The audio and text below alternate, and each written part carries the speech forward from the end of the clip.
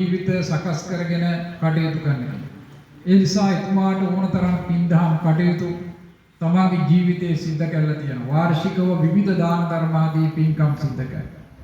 ඒ නිසා අද එතුමාට ආශිර්වාද පිණිස මේ පුතුණුවන් විදේශගත වෙලා ඉඳලා ඇවිල්ලා මේ අනිත් සහෝදරිය ඇතුළු අනිත් අය ඒ පවුලේ උදවිය සම්බන්ධ කරගෙන මේ දරු මුණුපුරන් සම්බන්ධ කරගෙන මේ හැම දෙනාම ඥාති හිතයිසින් සම්බන්ධ කරගෙන මේ වගේ යුතුයකමක් සිද්ධ කිරීම අපි අතිශයින්ම අගය කරනවා. ඒ නිසා අලිසයගේ ජීවිතය තුළ එතුමා ඒ වගේ ආගමික සමාජික යුතුයකම් සිද්ධ කරා වගේම මේ දරුවනුත් ඉතාමත්ම ගුණයහපත් හැටියට හදලා වඩලා සමාජයට ඉදිරිපත් කරනවා. මේ දරුවන්ට මේ සමාජය තුළ නිවැරදිව ජීවත් වෙන්න පුළුවන් සමාජ වටපිටාව ගොඩනැගුවා. ඊටත් වඩා අපි අගය කරන්නේ ඒ අයගේ දරුවන් ගත්තා. ඒ දරුවෝ ගත්තත් දැන් මෙහි ඉන්න දරුවෝ ගත්තත් ඒ හැම එක්කෙනාටම හොඳට උගන්වලා කියලා සමාජයේ වැදගත් දරුවන් බවට පත් කරගන්නවා. එතකොට මේ පවුලේ මේ දොස්තර වෛද්‍ය වෘත්තියට පවා අර දියණිය යොමු කළා. එහෙම කටයුතු කරන්න පුළුවන් ඊළඟ පරපුරවල් ඉතාමත් හොඳට සකස් කරලා සමාජගත කරා. එතකොට මේ තමන්ගේ දරුවෝ හොඳට හැදුවා, ඒ දරුවෝ ඊළඟ දරුවෝ හොඳට හැදුවා. සමාජයේ කරදරයක් නැති දැනුගත් දරුවන් හැටියට සමාජගත කරන්න පුළුවන්කම ලැබුණා. ඒකත් මේ පවුලේ විශේෂත්වයක් හැටියට අපිට සතුටු වෙන්න පුළුවන් කාරණාවක්. අන්න ඒ නිසා මේ වෙලාවේ කල්පනා කර ගන්නට ඕන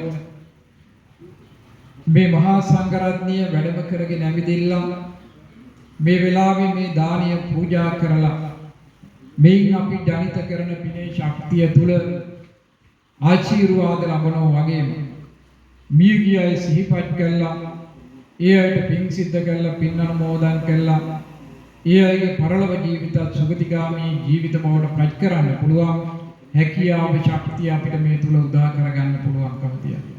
දන් දීම පිළිබඳව අමුතුවෙන් කාරණා සිහිපත් කරන්න දෙයක් නැහැ. මේ ගෙවල් වල අනිත් තමන්ගේ මහ ගෙදර, ඒ දියණියගේ ගෙදර, මේ හැම ගෙදරකම වරින් වර මේ වගේ දාන ධර්ම ආදී පින්කම් සිද්ධ කරනවා. පිරිත් ධර්මයේ දේශනා කරමින් ආශිර්වාද ලබා ගන්න.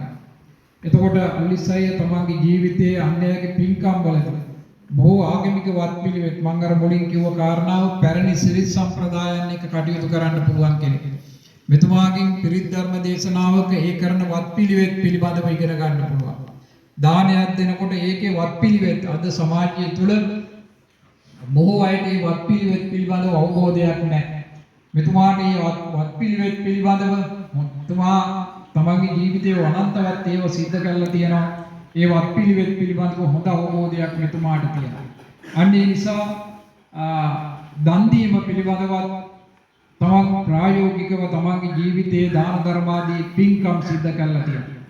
ඒ නිසා මේ වෙලාවේ කල්පනා කර ගන්නට ඕන අපි මේ කීප දෙනා වහන්සේ නමක් වැඩම කරගෙන ඇවිදilla උන්වහන්සේලා පරාමර්ශනය කරගෙන එදා ලෝතුරා බුදුරජාණන් වහන්සේ දෙපස වැඩ සිටිය සරියුත් මොගලන් පරපුරෙන් පැවතෙන සම්මුති මහා සංඝරත්නය උදෙසා අපි මේ දානය පූජා කරන්න කියන සිතිවිල්ල ඇති කරගන්න.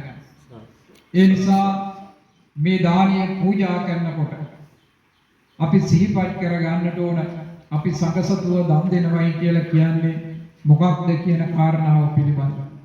පින්නතුනි අපි අපේ විහාරස්ථානීය පොල්ගස්සෝවිට විහාරස්ථානීය ස්වරූපල තපෝදාරාම විහාරස්ථාන මේ විහාරස්ථානවල මහා සංඝරත්නය වැඩම කරගෙන ඇවිදින්න. උන්වහන්සේලා පරාමර්ශනය කරගෙනයි අපි මේ දානය පූජා කරන්නේ. එදා ලෝතුරා බුදුරජාණන් වහන්සේ දෙපස වැඩ සිටිය සරියුත් මොගලන් පරපුරෙන් පැවතෙන සම්මුති මහා සංඝරත්නය උදෙසා අපි මේ දානය පූජා කරනවා.